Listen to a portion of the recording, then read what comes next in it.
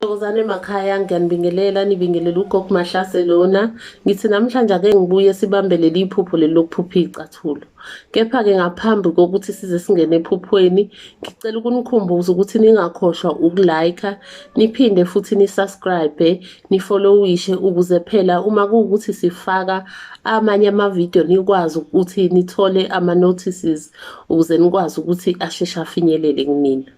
Ukuphupha-ke isicathulo njengoba sazi ukuthi sisebenzisa ukuthi sikwazi ukuhamba siye lapho esifuna ukuya khona ngaphandle kokuthi silimale izinyawo. Siyinto esiyisebenzisa ukuthi sikwazi ukuhamba kalula emhlabeni. Uma-ke uphupha izicathulo ezintsha, lokhu kusuke kubika ukuthi kukhona impumelelo ezayo empilweni. Uma uphupha izicathulo zindala zigugile, lokhu kusuke kubika inhlupheko ezayo noma inhlupheko ophezukwayo empilweni. Uma uphupha izicathulo zingafani, lokhu kusuke kubika ukuthi kukhona ongahambi kahle empilweni. Impilo yakho ihlukene, ayihambi ngendlela eyodwa. Kuhambi kahle lana. Uma kuwukuthi uphupha ugqoke isicathulo esisodwa, lokhu kusuke kuveza ukuma kwempilo, ungayi phambili empilweni.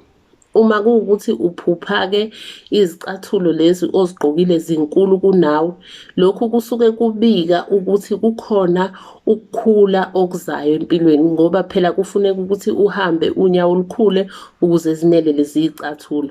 Uma kuphupha zinkulu kunawe, kusuke kubika ukuthi kukhona ushintsho oluzayo empilweni ozoletha ukukhula ukuze ukhone ukuthi uye empumelelweni. Uma uphupha kuwukuthi awuzigqokile nhlobo izicathulo uhamba ngenyawo, lokhu kusuke kubika inhlupheko ezayo enzima kakhulu. Siyathokoza-ke emakhaya, sithi siyathemba ukuthi kukhona lapho esikhanyisa khona. Sisakudeda ubumnyama kuze kukhanye, kukhanye njalo kukhanye ekujuleni kwemsamo. Emakhosini, makhosi.